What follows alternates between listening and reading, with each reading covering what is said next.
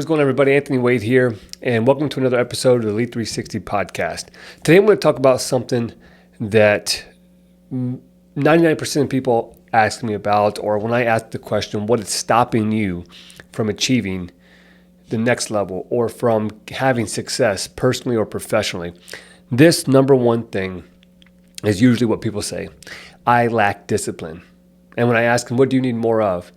Most people say, I'd like to be more disciplined. And here's the thing.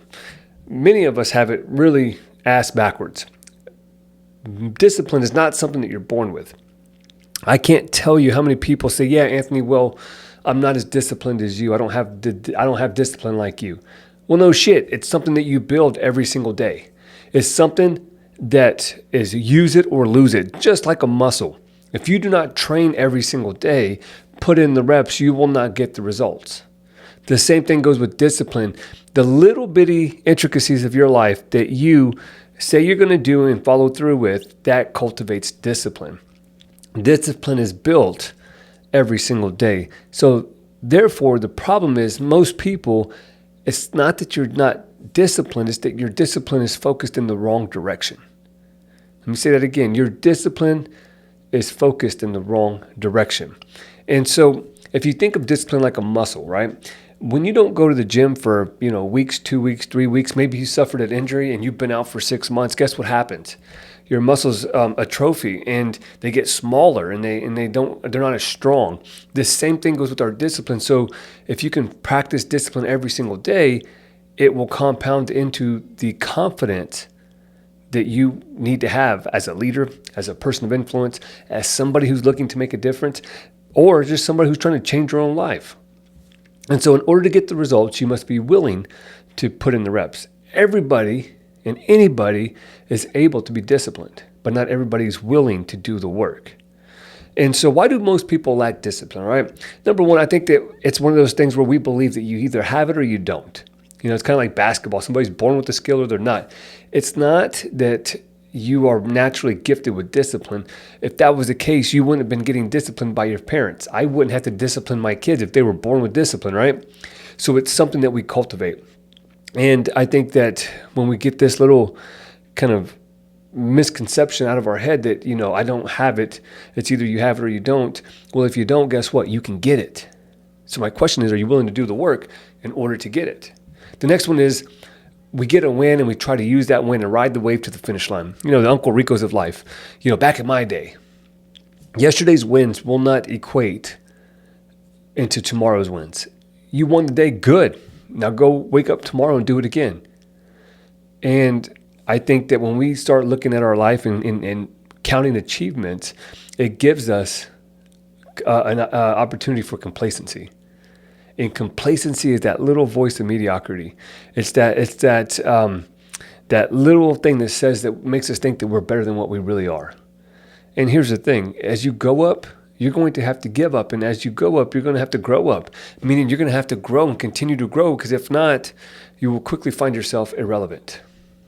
And so, one of the things that keeps me in the game is having this beginner's mindset, this learner's mindset that I don't have it all figured out. Nobody does. And when you understand that, it doesn't matter how many degrees or how many titles or positions or how much money you make, the world is always changing. And so in order for us to grow, we must change with it. And I think that, you might have had some wins. Good for you. But how are you going to do tomorrow? How are you going to be better than you were yesterday? And so the last one is people have discipline, but it's focused in the wrong direction. It takes discipline to Netflix and chill. It takes discipline to continue to eat bad foods. It takes discipline to not go to the gym. I can't do that. I mean, I can't sit on the couch and watch movie after movie after movie. I can't go to the kitchen and continue to eat crappy foods. Now, I might have a bowl of ice cream or a bowl of cereal here and there, but I can't do it constantly. It's not how I'm wired. And the gym, if I don't work out every day, I'm going to have a bad day. So I've taken my discipline, my focus, and flipped it to aim it in the right direction.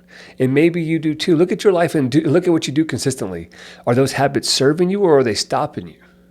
And if they're stopping you, then start looking at which ones will serve you. If you wake up and smoke a cigarette a day, you're not going to get cancer, maybe today, but over time, yeah, absolutely you will. And if you go to the gym and you do dumbbell curls every day, guess what happens? You're going to have big arms. You do bench press every day, you're going to have a nice chest. You do abs every day, you're going to have, some washboard abs. If you eat good every day, you will continue to build your health and your nutrition. And I'll tell you that when you look at somebody who, is fat and overweight, they didn't get there because, they weren't disciplined. They were definitely disciplined. It takes discipline to shove all that food in your mouth without care, without, concern for your health. And I find it ironic, and this might rub some people the wrong way, and I'm sorry if it does. But, I always see people online, they're posting their weight loss pictures, and everybody's cheering them on. But where were those people cheering whenever you put all that weight on? When you were putting on 150 pounds, where were those people that were cheering for you then?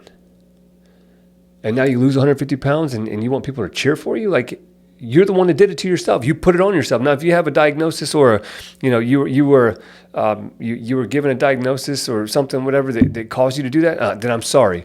But for most people, they got there because they were disciplined. And if you're going to lose it, don't wait for people to cheer you on and motivate you. Get after it and get your ass in gear and get back to where you belong. We have this flawed mentality in today's world where that's the norm, where being lazy, being disgusting, being helpless, and leads to being hopeless. And it's pathetic, especially if you have kids, especially if you're leading a household, if you're a man and you can't even go outside and play with your kids. If you can't run or carry your own weight, like how pathetic do you have to be to get to that point? And then we wonder why depression and anxiety runs rampant in this world. I'd be depressed too. I'd be anxious too. You're one meal away from a diagnosis. You're one, transaction away from bankrupt. You're one conversation away from a divorce. How is that a way to live your life?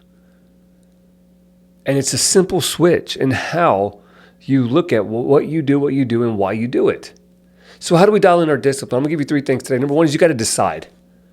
The sad thing is that discipline is that many people won't pursue it until something has happened. Like, people change 3 ways. Number 1, people change when they hurt enough that they have to, when they learn enough that they want to, or when they receive enough that they are confident enough to. And maybe you're in one of these areas. And what I find is that, we get ourselves in a rut and we get very comfortable. We get into a rut and we get comfortable and we lose our confidence. When you get comfortable in something, your confidence is slowly dwindling away. That's why I challenge myself and I get out of my comfort zone every single day, because I don't want to take a hit on my confidence. Growing up, I lacked confidence for most of my life, and I will never go back to that unconfident, incompetent man or boy. I wasn't even a man, I'm a boy that I was. And how do I gain confidence and competency? By challenging myself every day. But if you're in a rut and you lack confidence, you have to start learning and growing and getting around people who are going to teach you and educate you. That's why I built the Elite 360 Academy, so that we can have those conversations and I can challenge you to get out of your comfort zone. Because when you receive enough, then you are confident enough to change. And I don't want you to be in that category where you hurt enough that you have to change. I want you to learn enough that you want to change, and then receive enough that you have the confidence to change. Because learning alone is not going to get you there. It's learning and then taking action. But what most people do is they read all the books, they listen to all the gurus, and then they lack the confidence to take action.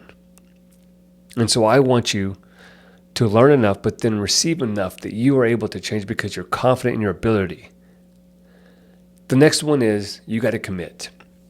You got to keep the promises that you make to yourself. If you can't keep the promises that you make to you, how are you going to keep the promises that you make to the ones you lead and those you love? If you can't lead you, how are you going to lead me? And if you can't take care of business, if you can't be committed to yourself, you'll never commit to your marriage. You'll never commit to your kids. You'll never commit to those you lead. You'll never commit to anything. You'll walk through life doing half-assed things for the rest of your life. And then you're going to end up like many of my patients did. When I worked in cardiothoracic surgery, I would take care of these patients, and all of them would sit there and reflect on their life. And most of them had a bunch of regret because they didn't commit to keep the commitments that they made to themselves. They were going to the grave with a bunch of, unkept promises. They were going to the grave with so much life left to live in them, but yet they were taking their last breath. How sad is that? And that was my wake-up call. I would go in the room and I would see these patients, taking their last breath, and they just had so much guilt and regret for not living their full potential. And I thought to myself, wow, man, I don't want to be like that. I don't want to, go through life tiptoeing, playing half-assed, and then get to the end of my life and say, man, I coulda, woulda, shoulda. And so you have to understand that when you build the commitment by keeping the promises you make to yourself, you build the proof that it is possible. That proof drives the belief that you can be different. You can change your life. You can get disciplined in the right direction. And when you start believing that, then your behavior follows. Most people don't act, in a way that's congruent with who they truly are. Most people act in a way of a flawed past and a flawed self-image. But when you believe that you can, that belief drives your behavior. And then you're able to move forward with confidence and gain the competence. And so the last one is accountability, right? I mean, like I said, you can learn all the things you want, but until you hold yourself accountable or until you have somebody that can hold you accountable, you're never going to follow through. And so you have to share that promise that you keep to yourself. I'm going to lose weight. I'm going to get more disciplined. I'm going to keep the promises I make to myself. And whenever you share those promises and allow people to hold you accountable, then you will follow through. No matter how big or small your goal is, if you share it with the right people, they're going to push you into your greatness. The problem with many of us is that we share them with small-minded people. We share our big dreams with small-minded people. And when you share your dreams with small-minded people, don't be surprised if they don't share the vision. So get around a group of people who are going to believe in you until you believe in yourself. Never discredit how far you've come, but never discount how far you have yet to go. And when you do this, you will be able to start dialing in your discipline every single day, not in a week, not in a month, but every day dial in that discipline by keeping the small promises. You do that and you start to build proof in your life that you're not who you used to be, but you are who you're becoming. And every day is an opportunity to get a vote for the person that you are called to be. Every time that we don't keep that promise, we take a hit on our character, our confidence, our congruency with who God's called us to be.